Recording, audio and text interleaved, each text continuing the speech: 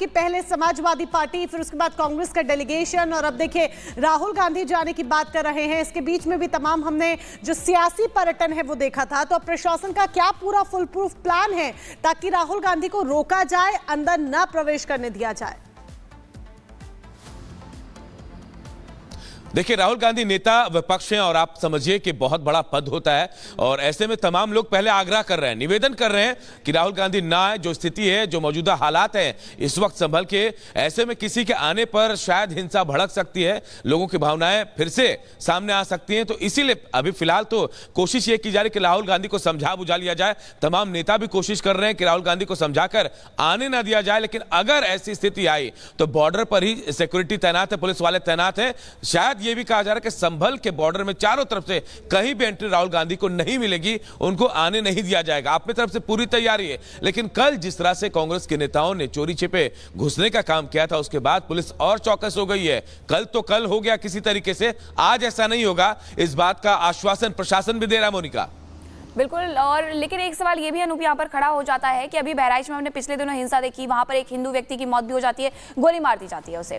हमने आजगर अस्पताल का भी देखा, किस तरीके से डॉक्टर बिटिया की रेप करके हत्या कर दी जाती है, वहां कोई नहीं जाता है। उसके बाद हमने संदेश खाली भी देखा उसके पहले, कि किस तरीके से संदेश खाली में महिलाएं एकजुट होकर के प्रदर्शन करती रहती है, लेकिन विपक्ष का कोई नेता नहीं जाता। तो ये कहना क्या गलत है कि सियासत के लिए ये सारा कुछ खेल किया जा रहा है, जबकि प्रशासन तो आपसे आग्रह कर रहा है कि अभी मत आइए, बाद में आइए? देखिए, ये बिल्कुल सही है। ये सिर्फ वोट बैंक की राजनीति है, और संभल आपको मालूम है कि अल्पसंख्यक समुदाय, मुस्लिम समुदाय सबसे ज्यादा है, और कहा यह जाता है कि कांग्रेस के कोर वोटर्स होते हैं ये तमाम लोग। ऐसे में राहुल गांधी चाहते हैं कि सियासत में अपनी रोटियां जरूर सेके। नेता विपक्ष है वो, और उनका आना कहीं ना कहीं पूरे कांग्रेस को कहीं ना कहीं एक बार वहां लाकर खड़ा कर देगा। राहुल गांधी जानते हैं जाएंगे वहां तो जाहिर तौर पर कांग्रेस के तमाम जो लीडर्स हैं उनको भी जाना पड़ेगा, आसपास के जो लोग हैं वो भी पहुंचेंगे। अकेले राहुल गांधी नहीं आएंगे, ये तय। उनका लाव लश्कर आएगा पूरा, और ये सब कुछ सिर्फ और सिर्फ वोट बैंक के लिए हो रहा है। अभी हाल ही में जो विधानसभा के उपचुनाव हुए थे उसमें आपने देखा कि कैसे इनको करारी शिकस्त मिली थी।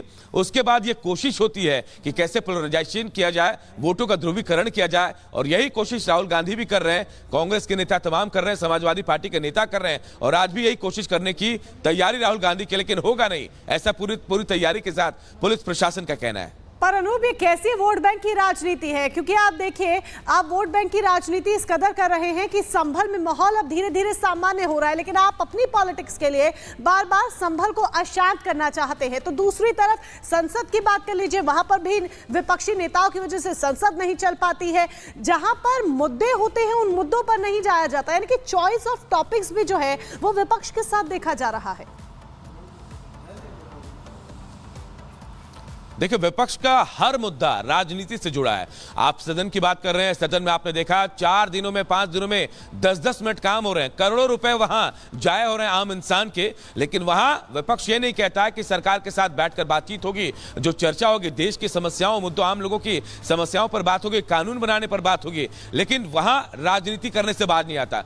ठीक वैसा ही संभल में भी हो रहा है। संभल में पता है इन लोगों को कि जो स्थिति है यहां पर, जो मुस्लिम वोट बैंक है उनकी संख्या सबसे ज्यादा है, तो ये उनको अपने पाले में करने की कोशिश है, और ये सियासत करने की पूरी तैयारी है। कांग्रेस का एक धड़ा जो है पूरी तरह से वहां राहुल गांधी के फेवर में है, राहुल गांधी के लिए बयानबाजी भी कर रहा है। लगातार ये कहा जा रहा है कि राहुल गांधी को प्रशासन वहां जाने से रोकना चाहती है, सरकार को छिपाना चाहती है।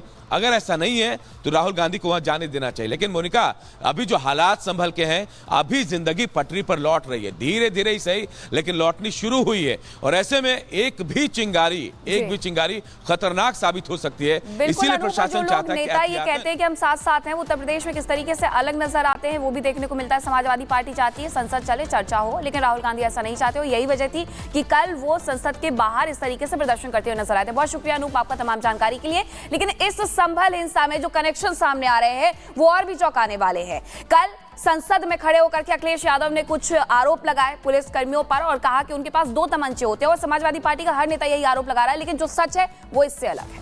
बिल्कुल सच इससे परे है, लेकिन जो कनेक्शन निकलकर सामने आया वो किस तरीके से पाकिस्तान से जुड़ा हुआ है, और ये पाकिस्तान कनेक्शन संभल को लेकर क्या कुछ कहता है, इस रिपोर्ट के जरिए समझिए।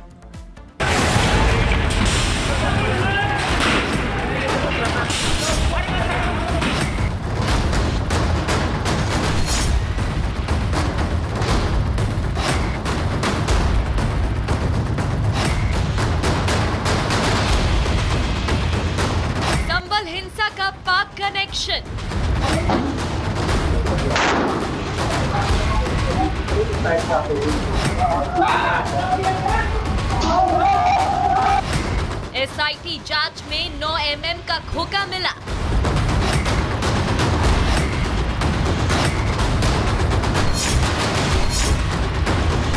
संभल हिंसा पर अब सियासत तेज।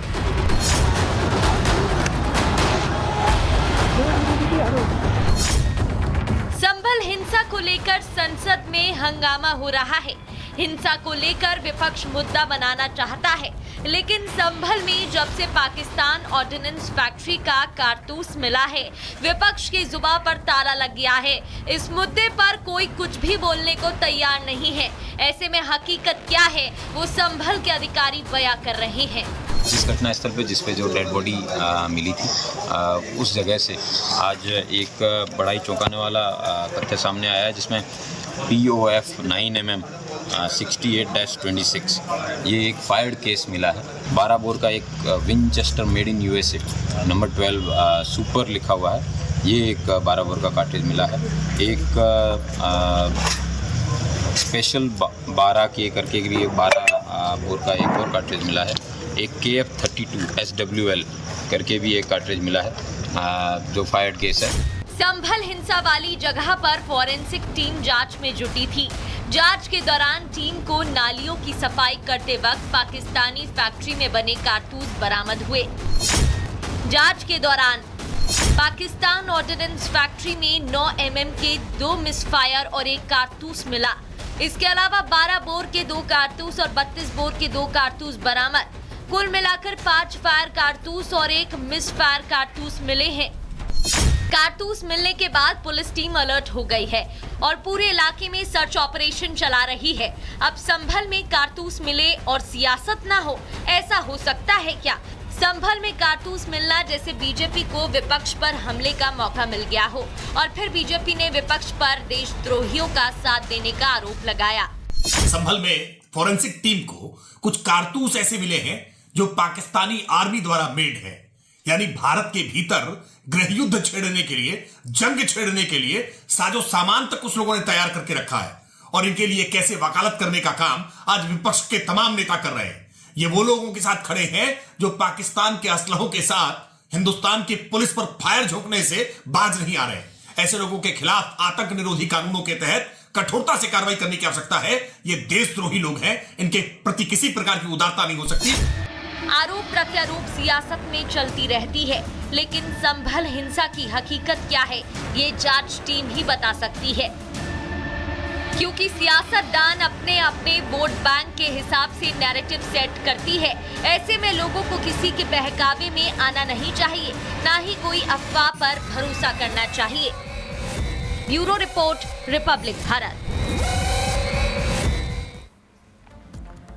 और चलिए बात अब महाराष्ट्र की करते हैं, क्योंकि महाराष्ट्र में हो सकता है कि आज महाराष्ट्र का मुख्यमंत्री कौन होगा इसका पता लग जाए, क्योंकि ऑब्जर्वर्स महाराष्ट्र पहुंच चुके हैं, मुंबई पहुंच चुके हैं। निर्मला सीतारमण वित्त मंत्री मुंबई पहुंच चुकी हैं और ऐसे में आज विधायक दल की जब मीटिंग होगी तो उसमें नाम का ऐलान उसके बाद मीनाक्षी उम्मीद है कि हो सकता है। आज बीजेपी विधायक दल की मीटिंग बुलाई गई है और नेता चुना जा सकता है, इसलिए हम कह रहे हैं कि आज मुख्यमंत्री के नाम का ऐलान हो जाएगा, क्योंकि सारी तैयारियां आजाद मैदान में कर ली गई है जहां ये शपथ ग्रहण समारोह होना है।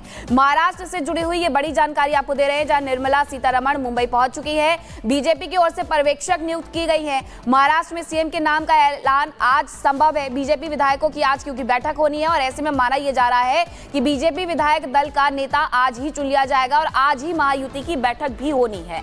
तो आज पूरे ये कयास है कि कहीं ना कहीं निकल करके नाम सामने आ जाएगा कि महाराष्ट्र का किंग कौन, महाराष्ट्र का मुख्यमंत्री कौन। एक लंबे समय से मीटिंग का दौर चल रहा है, मंथन का दौर चल रहा है, लेकिन आखिरकार महाराष्ट्र की कमान किसे मिलती है इस पर सभी की नजर रहने वाली है। तस्वीरें आपको दिखा रहे हैं।